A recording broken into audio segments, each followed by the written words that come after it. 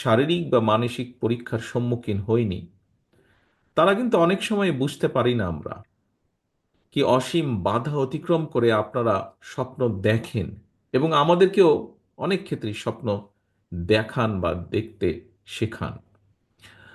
আপনারা আমাদের মনে করিয়ে দেন যে আমাদের সব অক্ষমতাকে জয় করে সমাজে প্রতিটি মানুষ মাথা উঁচু করে সম্মানের সঙ্গে বাঁচতে চায় এবং দৃঢ়তার সাথে সসম্মানে বাঁচতে চায়।